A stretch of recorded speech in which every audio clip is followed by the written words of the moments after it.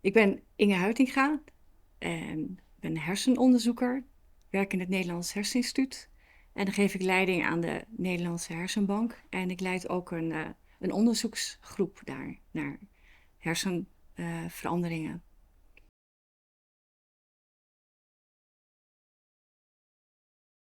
Het type onderzoek wat ik doe, dat is neuroimmunologisch onderzoek.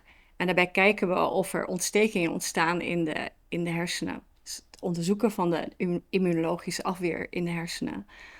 Toen ik voor het eerst van ME-CVS hoorde, myalgische encefalomyelitis, dat betekent ontsteking, dat iemand ontsteking in de hersenen heeft.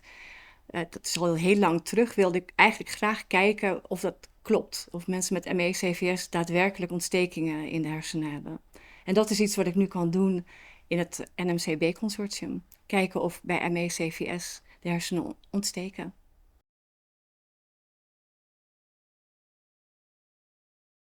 Het idee om hier naar te gaan kijken werd ingegeven door de naam encefalomyelitis. Werd ingegeven door het feit dat we niet weten wat er misgaat bij mensen met ME-CVS. En het feit dat er geld beschikbaar kwam om het werk uit te voeren. Daarnaast leid ik de Nederlandse Hersenbank. Er is geen hersenweefsel van mensen met ME-CVS is er aanwezig wereldwijd.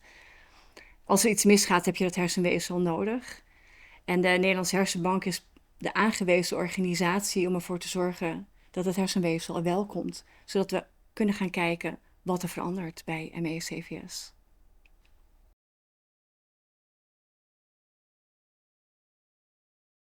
Patiënten worden bij het onderzoek betrokken omdat we ze nodig hebben om te vragen of ze willen overwegen of ze hersendonor willen worden. En mensen kunnen bij leven dan zich registreren als hersendonor bij de Nederlandse Hersenbank. En dan hopelijk na een hele lange tijd, als ze komen te overlijden, kunnen wij hersenen uitnemen voor onderzoek en ook om uit te sturen naar onderzoekers wereldwijd. Dus we hebben best veel contact met mensen met MS daardoor.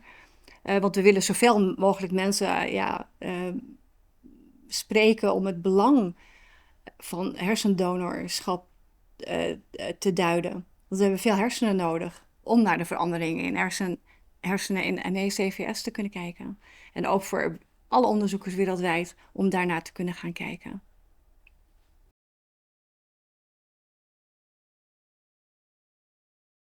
Buitenlandse ME-onderzoekers, moet ik heel eerlijk zeggen, die ken ik nog niet. Ik weet niet hoe dat komt. Ik weet niet hoeveel ME-onderzoeken wereldwijd wordt gedaan naar weefsel. Ik weet wel dat er wel psychologisch onderzoek en radiologisch onderzoek wordt gedaan. Maar weefselonderzoek, daarvan ken ik echt niemand in het buitenland vooralsnog die dat doet. We gaan wel op zoek natuurlijk. Ik zag nu de eerste 2 congressen aangekondigd waar ME-CVS onderdeel was van het programma. Dus ik hoop daar buitenlandse onderzoekers mee te leren kennen die ME-CVS onderzoek doen.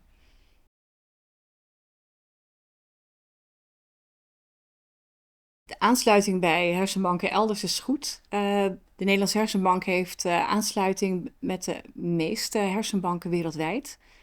Dat is in Europa, dat is in de Verenigde Staten en in Azië.